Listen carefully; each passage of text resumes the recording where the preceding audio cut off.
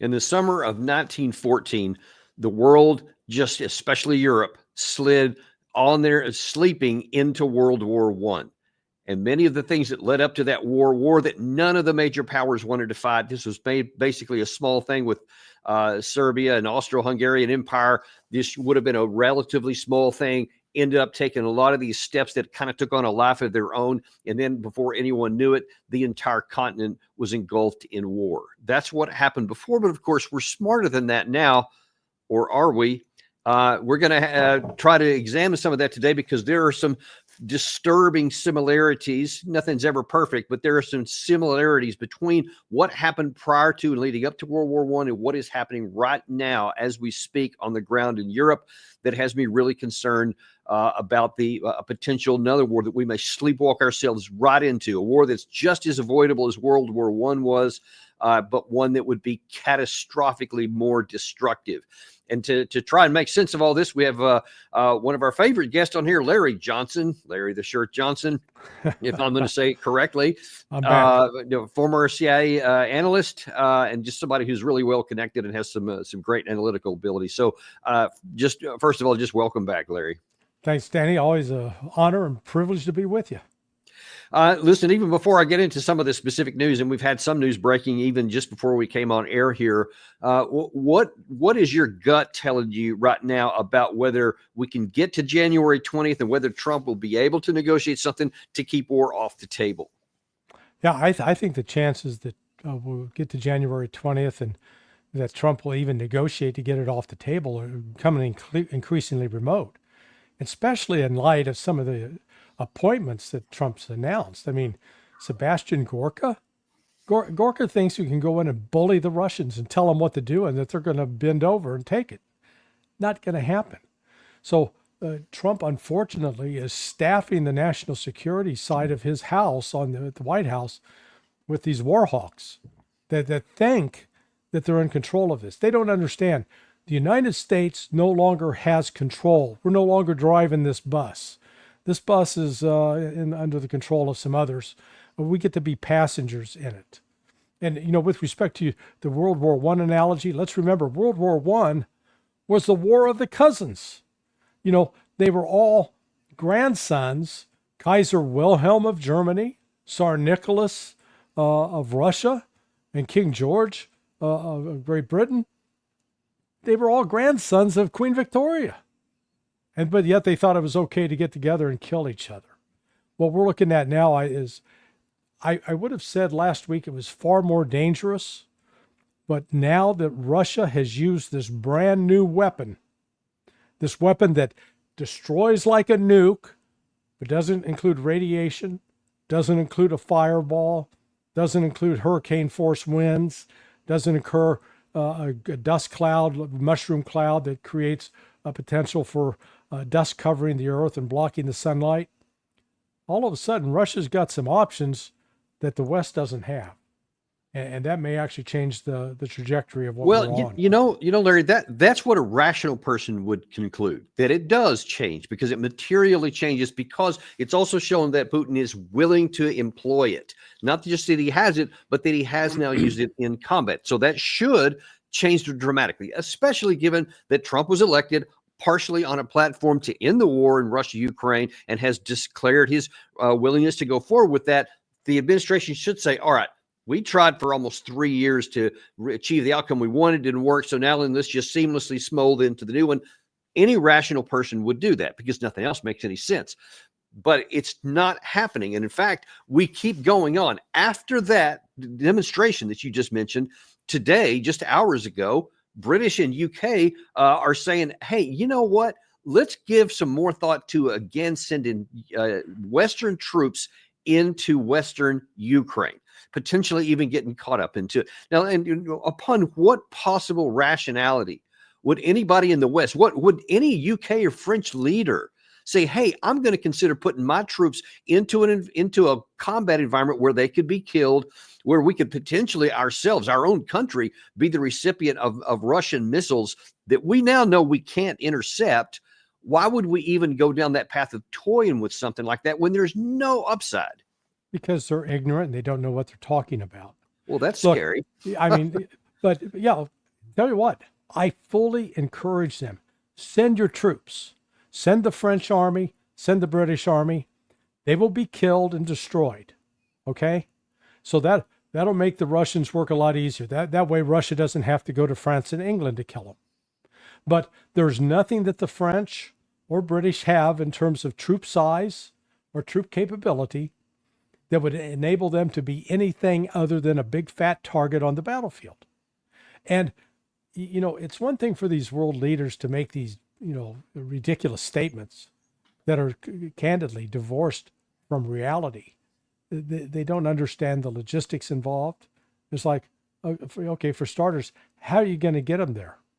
You're going to put them on airplanes to land in Poland and be offloaded? Those planes will be shot down as they're coming in. Are you going to put them on trains? Good luck getting enough trains to haul any significant number forward. They don't understand logistics. They don't. Right now, neither England nor France can sustain scalps and storm shadows. These are the missiles that they provided Ukraine. They don't have an inventory of those. Their factories aren't cranking out hundreds a week, not even 10 a week. They're lucky maybe if they get one a week. And so already every time Ukraine has fired these, that's one less in the inventory. So they're not sitting on any kind of wealth of ammunition, wealth of tanks, artillery vehicles, or artillery pieces themselves. As I say, this divorce from reality, this is like children playing doctor. Well, just now listen, claiming yourself a heart surgeon doesn't make you one.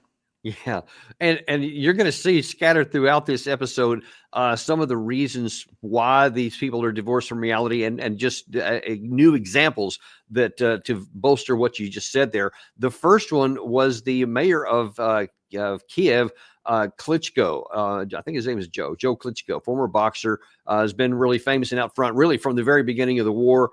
Had a period of time where he was a bit at odds with Zelensky. That seems to have been ironed out. But he decided to take to a video this morning to talk about something that Joe Rogan had said, I think on Friday. He was interviewing, we have it right up there. He said, this is from the Joe Rogan side. On the latest episode of the Joe Rogan Experience, Rogan hosted music producer Scott Storch, and the pair discussed the relief that Donald Trump won the election. The conversation turned to President Joe Biden's decision to supply American-made long-range missiles to Ukraine for use in its war against Russia, a decision that Rogan claimed could start World War III. So apparently he's thinking similar to you and I.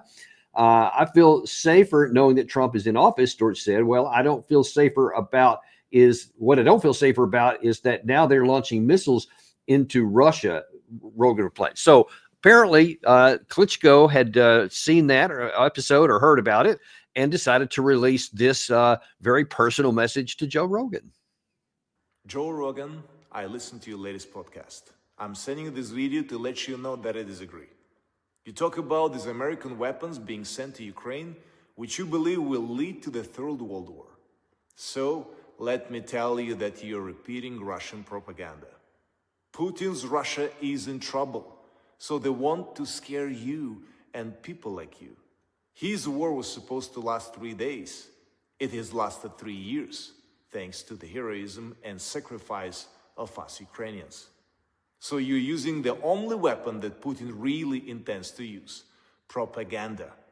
And this weapon really weakens our democracies. Putin's Russia wants to destroy Ukraine quietly. They want America to stay quiet, not great, but quiet. A great America is not an America that abandons countries that defend freedom with their lives. In short, you see, I have quite a few points of difference.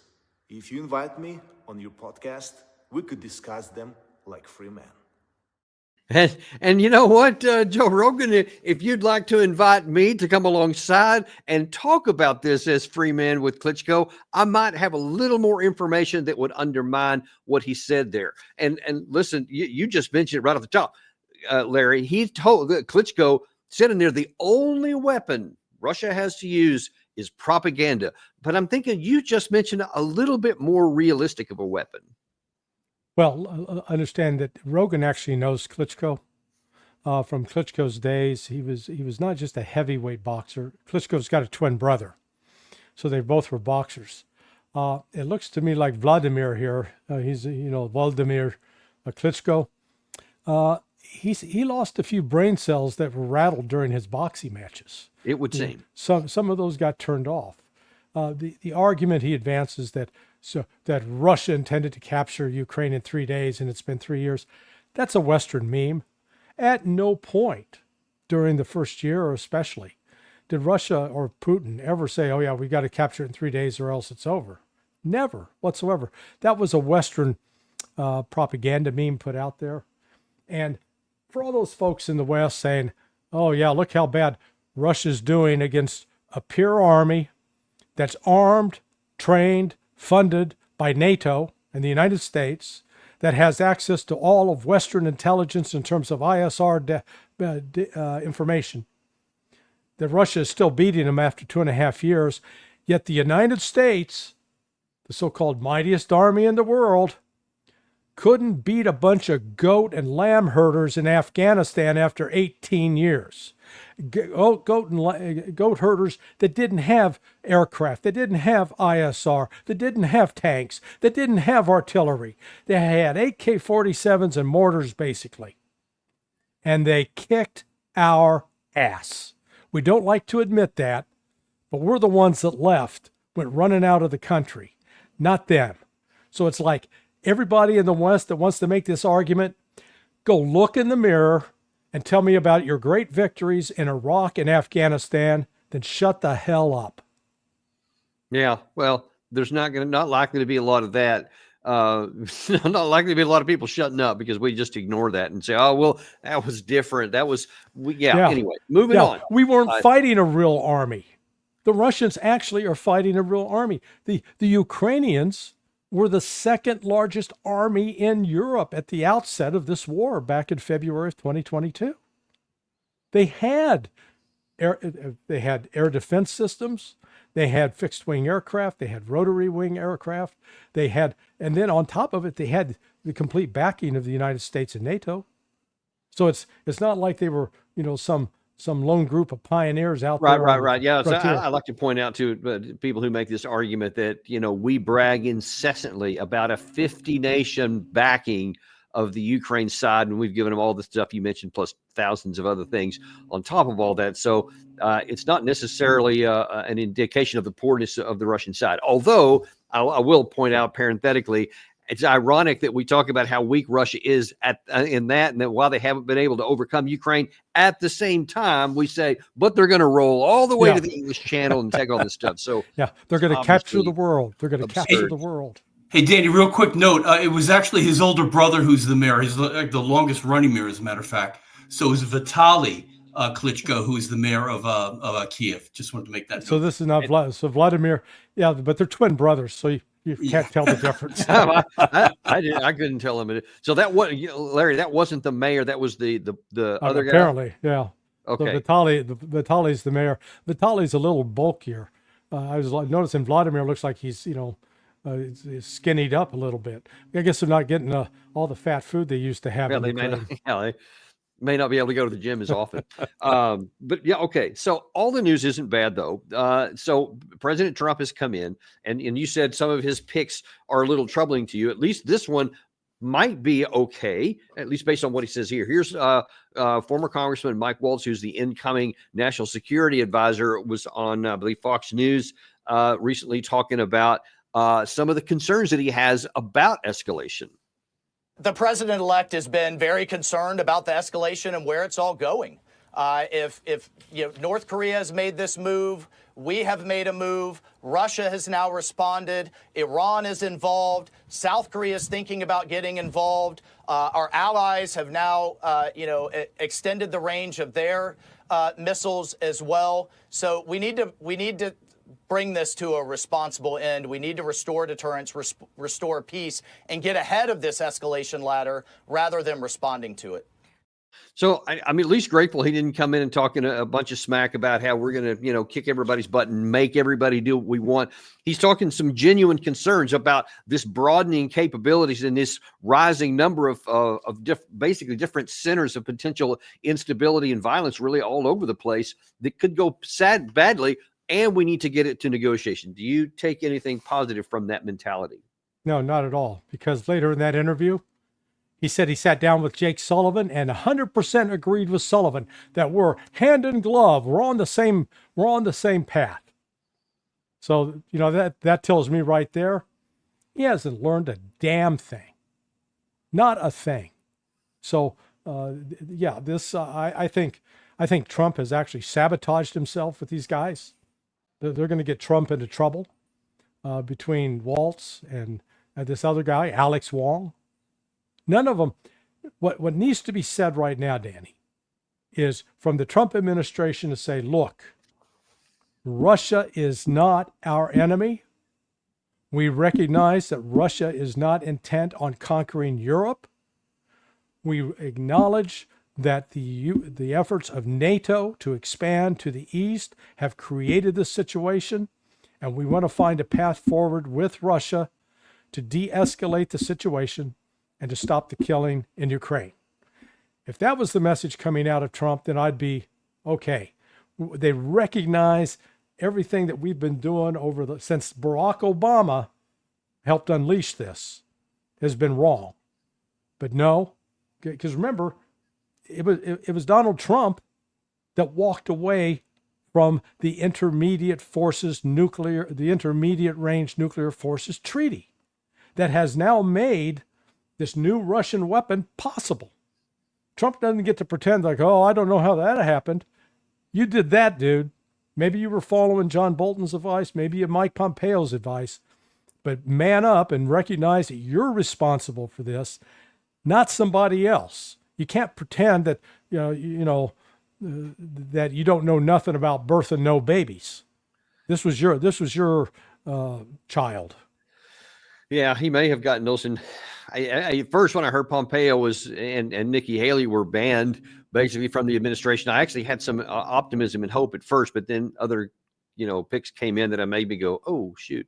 We'll see how all that stuff works out. But, it's funny. You mentioned that one of the first things Trump, should do if he took those series of actions you mentioned, the first of all, that, acknowledging that we're not at war with Russia. Russia is not our enemy.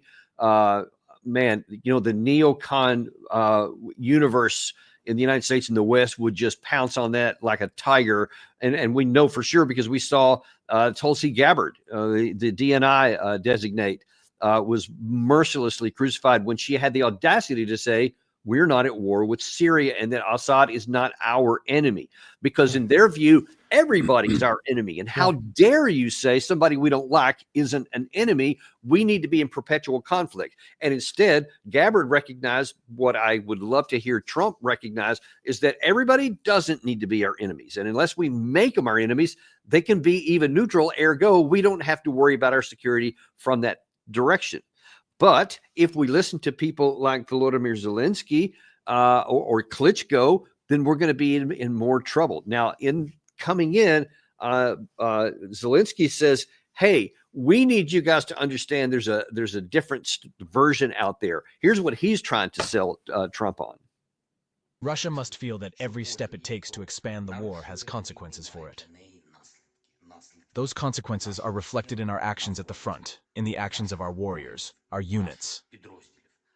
They are also reflected in the actions of the world, in how the world responds. Putin cannot be given a single week to adapt or find countermeasures. We must consistently do everything to force Russia into seeking peace, true peace. This can only be achieved through two things: helping Ukraine and pressuring Russia. I warned you at the top there'd be more delusionary thoughts coming, and that's one of the bigger ones out there. What do you make of his claim that he has to, quote, force Russia into peace? Yeah, good luck with that. I'm bringing the popcorn. I'll be enjoying watching that little effort of legerdemain. It's magical. Now, Ukraine has no leverage anymore in this conflict. It's losing. And, I saw your interview on Friday and commend you with your patience in trying to deal with that Fox News anchor who apparently had trouble understanding English. because every time you pointed out that this thing is inevitable where it's headed, there's no off ramp for Ukraine, that there's no way for Ukraine to recover territory. There's no way for Ukraine to defeat Russia. There's no way for Russia to give up these territories. Russia is now moving forward. They don't want to hear that. And, I think what we're seeing is this growing isolation of Zelensky because, he's now fighting with the Rada, and the tensions there are growing. He's fighting with his military commanders. And it's not like this guy has a great base of popular support. He's in fact very unpopular. And there have been a growing number of videos showing up on social media, particularly on the Telegram channel, of Ukrainians saying, I voted for this guy to not get us into war, and he's gotten us into war, and this has got to stop. So that's where it's moving. And, the question is whether he will survive to go into exile or will be killed and stay in Ukraine and get buried. Well, yeah, and there's a very real prospect of that. I mean, it's not very popular to say out loud, but there's actually quite a number of constituencies that are unhappy with Zelensky, and almost no matter which direction he goes, he's going to make somebody who could act on that very angry. We'll certainly have to see how that plays out. But here's one of the real dangers in these kinds of comments and some of these others who say, yeah, we should, send troops in. We should keep going. We should ignore what Putin's saying. Those are all he's just bluffing, etc. Rebecca Koffler went on Fox over the weekend, and she has studied a lot. She used to be in the international intelligence community. I think she also worked in the CIA for a period of time, and she had worked on some computer simulations of how war could spark between the U.S. and Russia, and had a very interesting observation. Now, before I show you this clip, I want you to pay attention. She's going to say a lot of things that make a lot of sense, but then toward the end of this clip, watch how that the anchor really ignores everything she said, and then falls on a very curious observation. What do you think will happen now that Ukraine is using them and Putin retaliated, in a sense, by using this new hypersonic missile? So we war gamed this scenario, exactly this scenario, back in the intelligence community. And we are right now on the escalation ladder, inching towards a nuclear war. And the reality that we are inching very steadily to the unthinkable that was gamed out by the U.S. intelligence community, and the U.S. intelligence community as recently as September advised President Biden against providing the ATACMS because Putin would likely retaliate, including with lethal means, against the United States and against Europe, saying nothing about Ukraine. Ukraine is being destroyed right now. Well, at the same time, they've been holding back Russia. He's taken about 18% of the territory. Finally, in terms of Russia, I mean, Putin has had to rely on Kim Jong-un and get 10,000 North Korean soldiers. Now there are reports he's relying on the Houthis. I mean, some say the Russian army has been decimated. They've had hundreds of thousands of losses that without a loss of an American life, the Allies have basically whittled down and practically destroyed the Russian army. Oh, wow. The Russian army has been whittled down and almost destroyed. I guess I missed that CNN article. Eric Schahn is a moron. I mean, he's not a well-read, educated person. He's a mouthpiece. Yeah, but see, that's the problem. Someone's telling him this. He didn't come to this on his own. But I don't know. I'll tell you exactly how it's done. So, I mean, I was a Fox News analyst for a year. Every morning, a briefing paper comes down with the talking points for the day, telling them these are what you're going to say.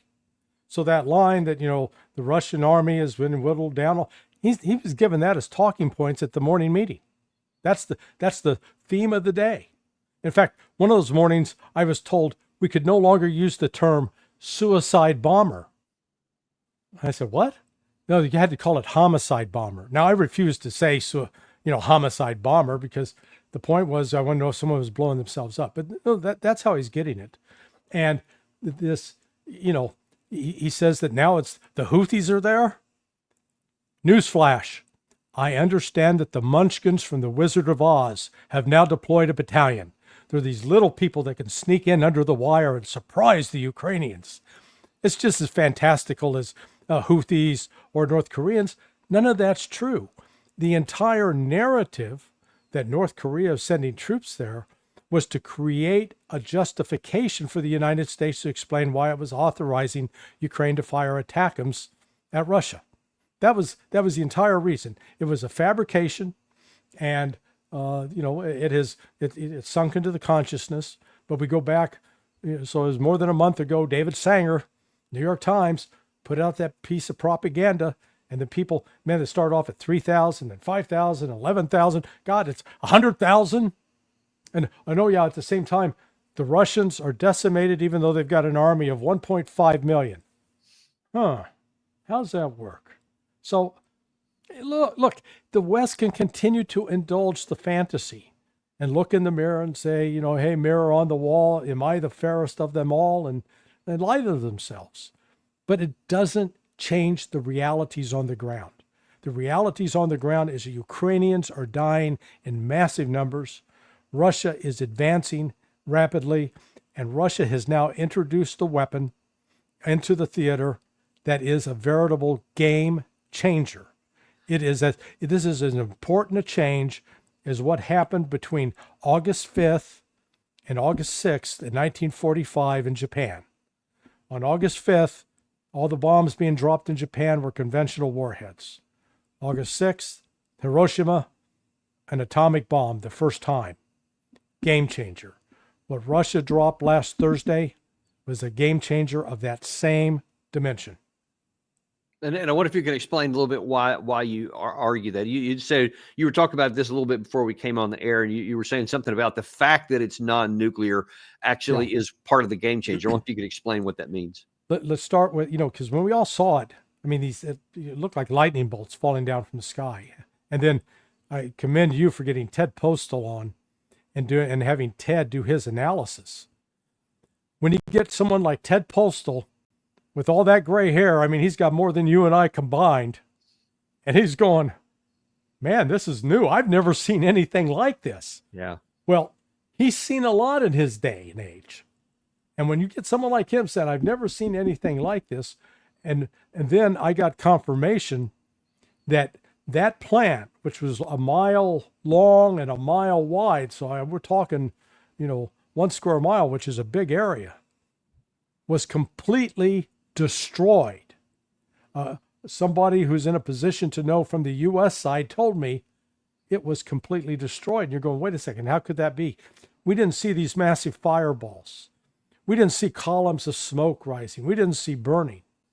These things went down and hit and penetrated at a force with traveling in excess of Mach 10. So what you've got is now the destructive power of a nuclear weapon without the radiation, without the blast wave effect, without the smoke and the dirt being sucked up into the atmosphere, creating a cloud around the Earth that could block the sunlight, without that hurricane force winds tearing every building down out for miles around. And it's precise. That's the thing. The precision of it was such that Putin boldly stated, in the future, if the West continues this, we will then retaliate and hit military targets. We're going to give you advance warning. We're going to tell you that we're going to hit this target because there's nothing you can do to stop it. This is, I call it his Babe Ruth moment. Remember that from the World Series of Babe Ruth? Call the shot. Calls the shot, points to center field, and then puts it in center field. Vladimir Putin's calling the shot. He said, go ahead, try me. Now, we'll find out if these reports about the 5 ATACMS that's reportedly were fired at Kursk at an airfield were true or not, because the other Russian media and I've been monitoring. South Front reported it. Nobody else is reporting it as much of a big deal. But once something like that happens, that gets reported and reflected in the Russian media, Russia's going to strike. Now, what this can do, they can hit every military base in England, in France, in Germany, in Poland within minutes. And all they promised to do was to give advance warning so civilians and military personnel that are still in possession of their faculties can get the hell out and escape. So that's why I'm saying this is a game changer, because we've never had a weapon system that could be delivered with such power and such accuracy that it could literally destroy this monster of a plant. That, you know, when you think about a mile worth of buildings, underground buildings. And I asked this friend of mine, I said, what's the story? He goes, it's dust. It's dust. And there are other eyewitness accounts reporting the same thing. Now, that's one of the reasons that the Ukrainian intelligence service, SBU, has shut down, classified any reports coming out of there. Well, if there was no damage, if there was minimal damage, man, come out, take the TV crews out. Hey, look at these Russians are lying. The Russians aren't lying. And so Vladimir Putin has put a marker on the table. He's calling his next shot. And the Russians now, they don't have to go nuclear. I don't know what you call this. You know, they're calling it the hazelnut. Or Oreshnik. Yeah. And maybe Oreshnik is going to come to symbolize something new within military jargon. But what the Russians did last Thursday it's something new. I think what I saw one of the interviews with Putin, I think he called it a non-nuclear strategic weapon. Yes, That's he's probably absolutely about as close right. as anything Absolutely, I could see. absolutely right. We're going to shift course here just a little bit and talk just something I guess a little bit more concerning here. But you just talked about how at this operational and strategic level, there could have been a game changer with this Oreshnik as it's fallen here. But I just want to point out before we shift bases here that it's also still going on at the tactical level. Mm-hmm. This means that the situation here is very difficult for the Ukrainians, and a quick capture of Velika Novoselica could collapse this section of the front line, as it would cut off several Ukrainian positions, which would then lead to the Russians cutting off such a significant portion of the Ukrainian forces. Without instant reinforcements, the Russians can take full advantage of that to capture important fortified positions around Velika Novoselica, which will allow the Russians to develop offensive operations in the area further towards the border of the Dnipropetrovsk region, and to flank the Ukrainian positions near Korokhove, which again would allow the Russians to hit the supply lines between Pokrovsk and Korokhove, as well as Velika Novoselica, by moving through the center of it, which goes through Konstantinopol in the south. And this would allow the Russians to gain control over the southern parts of the Donetsk region.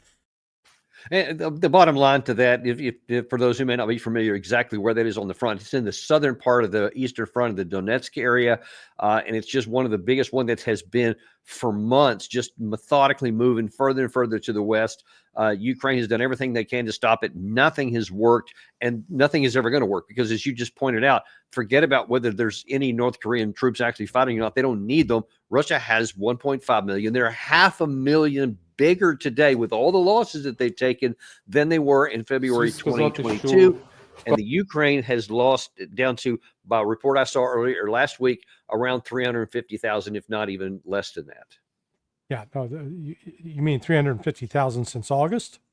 No, that they have left of a viable force. Yes, yeah. No, I think that's right.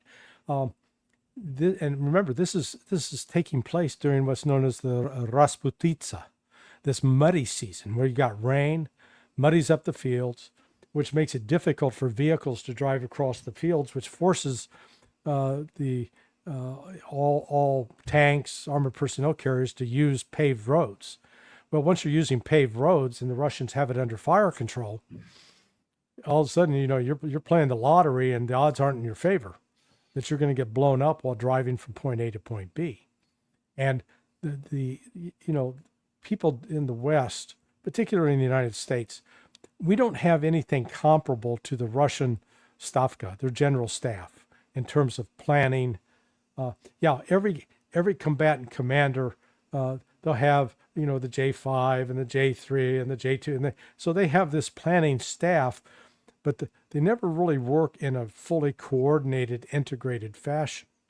And in fact, that's been one of the struggles, as you know from your experience, when you try to bring in joint services, when you're bringing in Air Force with Army and Marines and Navy and trying to get everybody to operate on this, from the same sheet of music and to integrate their activities. Nothing else, communications, just being able to communicate in a simple, effective manner.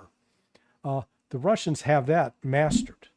And that's one of the things, and they're operating both not under the central control of Stavka, but they've delegated a lot of responsibility to these commanders on the front, which actually goes against the mythology that the United States perpetuates about the Russians. Right. Because we always want to assume that they're tightly controlled and this pyramid at the top.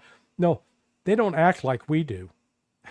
They're much more decentralized, and at the level of captains and majors are making independent decisions on how to take the battle forward to the enemy.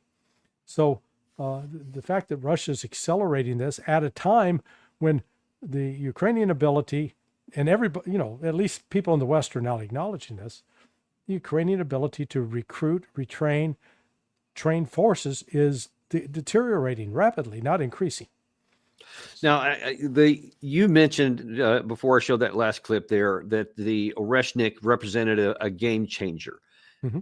It should represent a game changer because genuinely, and Ted has pointed out before that even our, in fact, on that show, he specifically talked about even our THAAD, which is really a good air defense system for the, the really high altitude kind of thoughts. He said that it would be virtually impossible to stop even that one, because that one Oreshnik missile allegedly had 26 or 28 separate warheads, and you simply can't fire them. They're going too fast, and we don't have enough interceptor missiles anyway. So it's virtually, and there are only 7 batteries in the world that we have right now. So you can see that would be overwhelmed almost right away.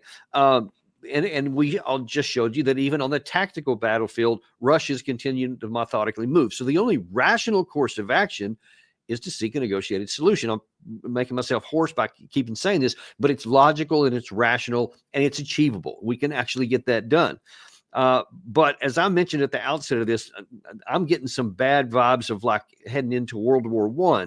And I want to show people why I'm saying that. First of all, I want to go to this article published, I think it was yesterday, by economist Paul Craig Roberts.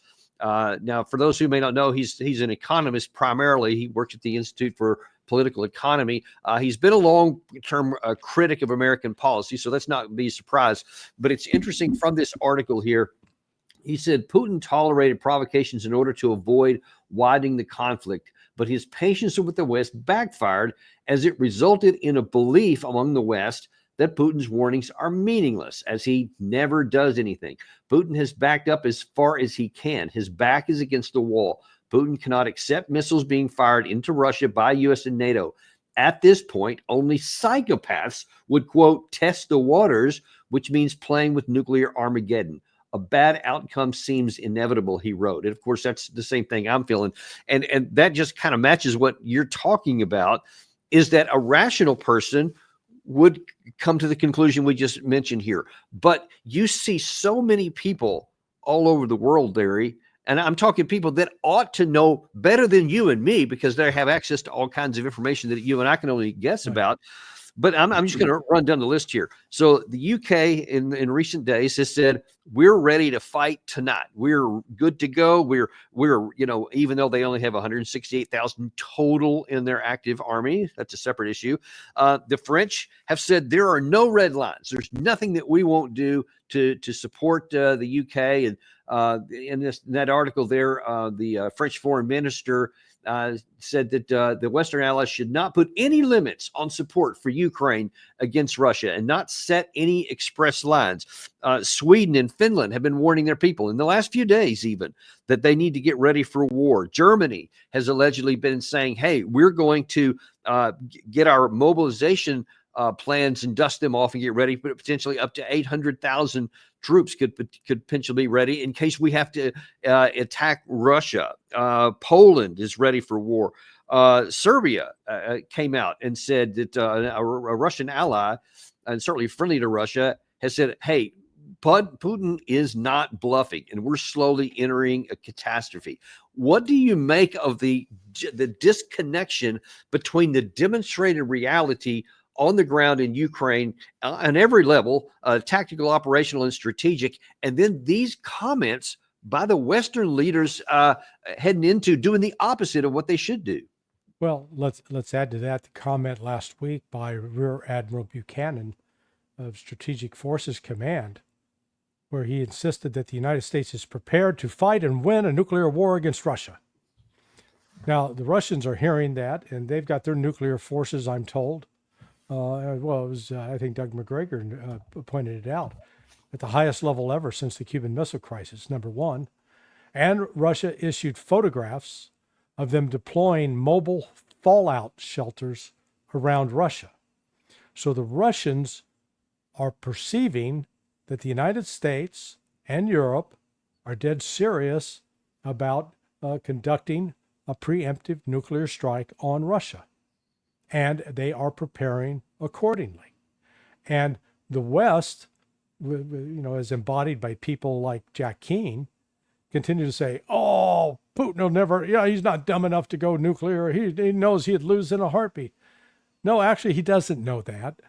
You believe that. You may believe in Santa Claus or the Easter Bunny, but just because you believe in those doesn't make them real. And that's the problem we have in the West. We have people with just gross ignorance who've never visited Russia, who've never sat down and talked with any Russian military general, who've never observed Russian military units in action. It's simply going based on what they're told. And then once you start with a false premise, you end up getting what's called confirmation bias. You have your own confirmed set of beliefs, and that's all you believe in. You can't imagine that there's something else out there. And it's like, prior to last Thursday, could anybody imagine that Russia could launch a weapon that would have the effect of a nuclear bomb without all the nasty side effects? And I bet you 99.9% of the people in Washington, D.C. say, that's crazy. That never happened. It happened. It happened last Thursday. Wake up. So then the question comes, though, what could be going through, unless there's some sort of, and I don't say this entirely facetiously, some sort of malaise or blindness that's blinding the senior leaders, because one wonders to what extent. Okay, you talked about the Fox News anchor that I talked to on Friday, or the one we just showed here. That's one thing. Maybe they're reading off of a clip, but that means somebody wrote that piece of paper and wants them to say that. But it's a separate thing when you additionally see the foreign minister from France, Jack Keane, a retired general officer, or some of these other people who were Keir Starmer. We're still trying to win. The new NATO Secretary General Mark Rutte saying we're still planning on Russia losing and Ukraine winning, even after all of these things that they've seen. And yet there is no connection to ground truth reality. So we seem to be intent on putting Putin in a place to where he has to say, did I mean what I say? And we're going to actually attack into a Western military outcome? Or am I going to let the West keep doing this blindness that's going on and keep attacking into Russia? Now, we don't know yet. We've had reports that overnight there was another ATACMS attack after Russia had demonstrated that, basically saying, I don't believe what you have to say. So what are your concerns now as we're in a situation where Putin may be his bluff actually called, and what would he do if it strikes something hard next time? Yeah, so next time he will say, look, that base in western Ukraine, Yavoriv, you need to clear out your civilians. You've got 2 hours because we're going to hit it and destroy it. We're going to destroy it so you will no longer be able to use it as a as a place to plan and carry out operations against us. And then Russia will destroy it. Now, at that point, the West is going to have to go, okay, wait a second. You know, he's now serious about this. And if the West continues, it may get up to and including he'll take out the new U.S. military base in Poland that was just opened 2 weeks ago, or 2 or 3 weeks ago. So, you know, but the nice thing from the Russian standpoint is they can escalate this with this new weapon without having to risk going to a tactical nuke. They're able to inflict the damage that would be done with a tactical nuke with this non-radioactive, non-nuclear device, which is hitting with kinetic energy at tremendous force. But Danny, what you've got going on here is not unusual on the part of the West. You know, I talked about confirmation bias, and I did an interview with John Kiriakou, another former CIA officer. He got sent to prison for, you know, quote, outing a covert. Yeah, I remember that. Yeah, it was I've met with complete him before, punishment. too. Complete punishment. John was He's a great actually guy. a hero within the CIA for what he did. But he and I both had the same experience of where you've got senior leaders who get blinders on, they get something fixed in their mind that they can't step back and objectively look at the facts and draw an honest assessment. I mean, I experienced that firsthand, briefing when I was the Honduran analyst, briefing on the Contras, and I was in a warning meeting with the National Intelligence Officer for Latin America.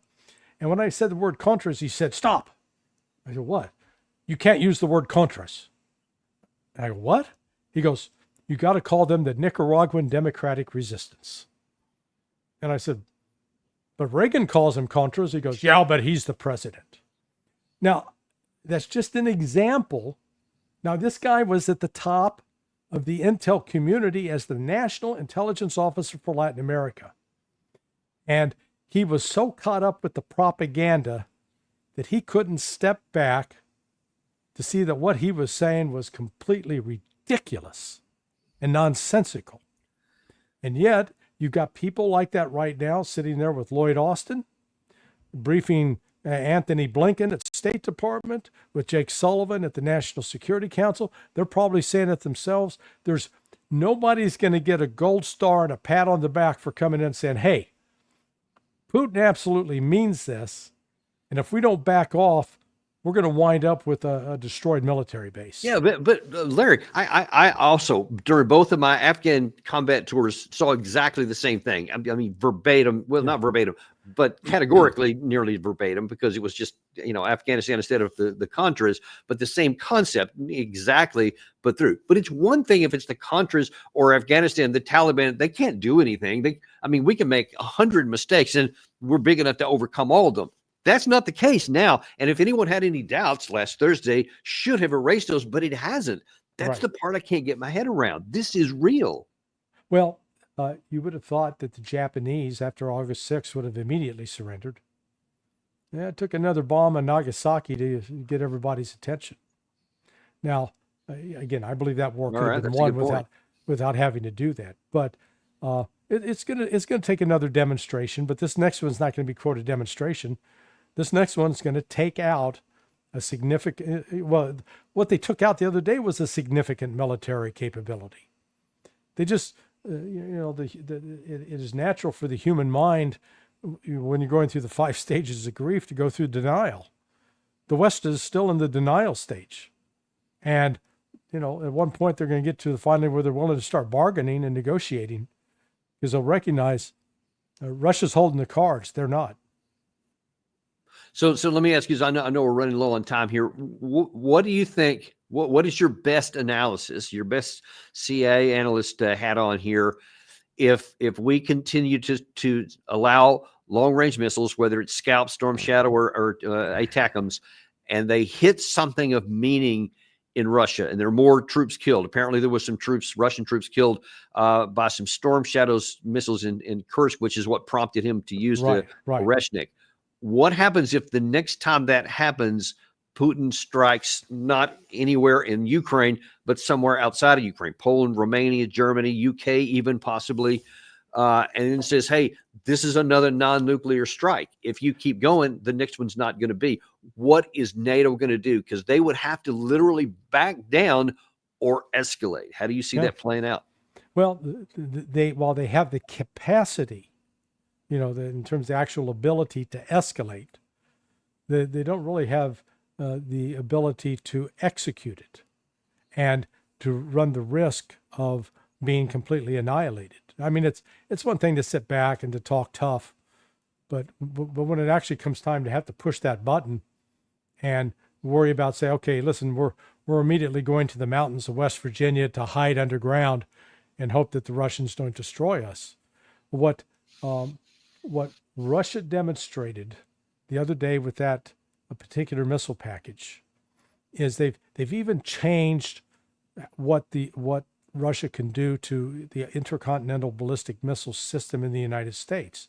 Because in the past, the assumption was the Soviets and then the Russians would launch a nuclear device that would blow up on the ground level, create an overpressure that would disrupt the silo and prevent it from operating.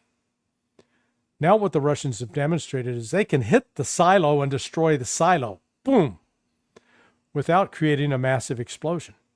But they can render that silo inert.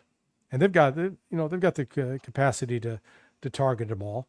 They just have not yet created an ICBM that has the capabilities of this intermediate range ballistic missile that was used, because its range is 3,400 miles roughly, as opposed to an intercontinental ballistic missile could go up to 10,000 miles.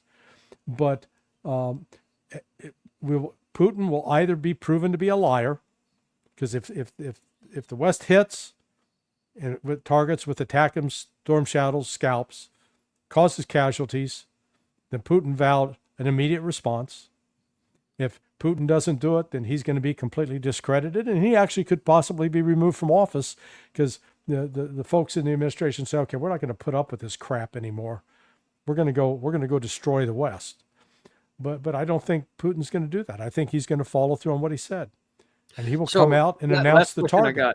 Last question I got. Let's put ourselves in the shoes of let's just keep it easy, the United States. So we know that those missiles, I think you said at the outset, cannot be fired without our direct participation, much less just permission. So they can't just go rogue and use them because they don't have the capacity to do that. That means that if there's another one, we took the conscious decision to allow it.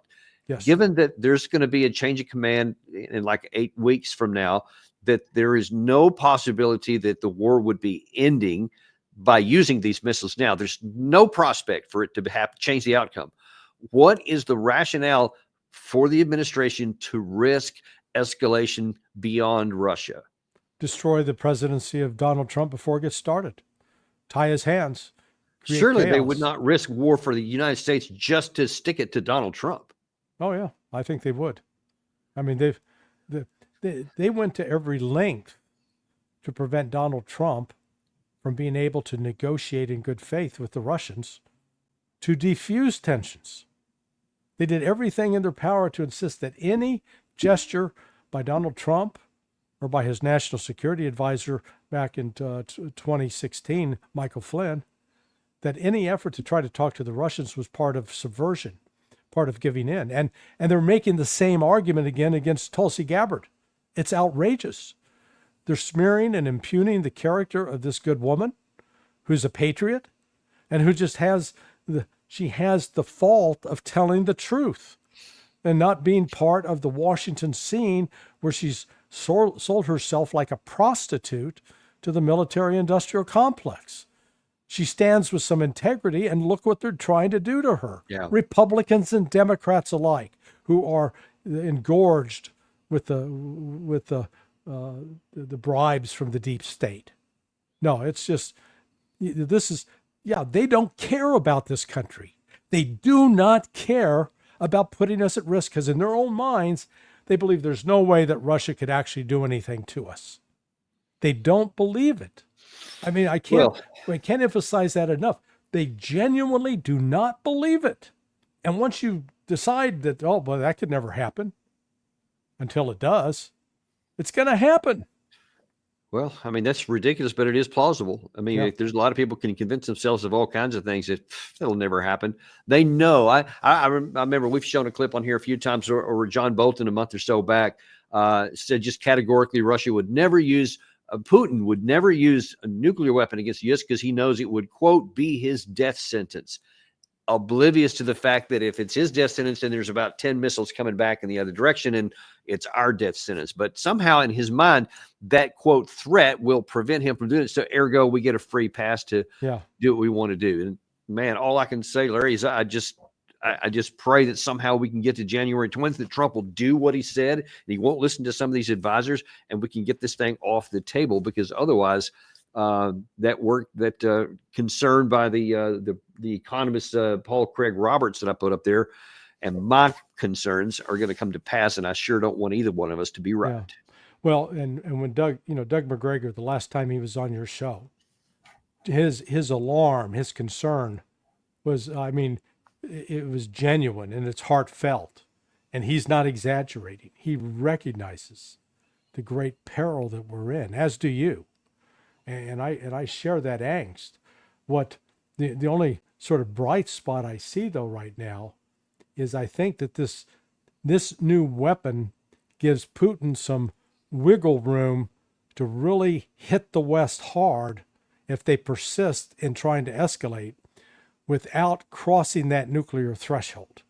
And it will make it very, very difficult, but not impossible, for the West to try to go to that threshold.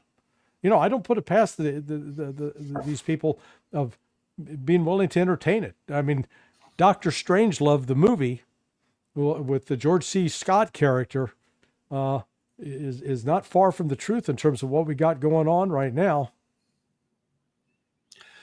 Yeah, unfortunately, I think you're right, and I'm sorry. It seems like my camera has just gone offline here, so I guess we're going to have to pull it off for a minute. Sorry about that, folks. But listen, Larry, I really appreciate you coming on today quite a bit, even though it's a very scary time. But people need to know the truth, and that's one of the things we're about here. We don't sugarcoat anything. We tell you what's really going on, and we just have to pray, and I mean literally, that we get to January 20th. Without having gone to war, and that we can, negotiate and get this thing off the table so everybody gets to live.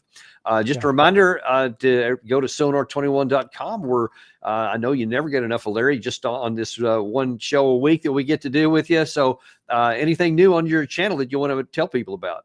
Have an interesting piece on an explanation for why the United States CIA may have been hiding the JFK files for 62 years. Oh, well, I'm very interested in that myself. Having grown up in Dallas, been to that side a lot. I'm real interested in that. I'm going to go read that myself.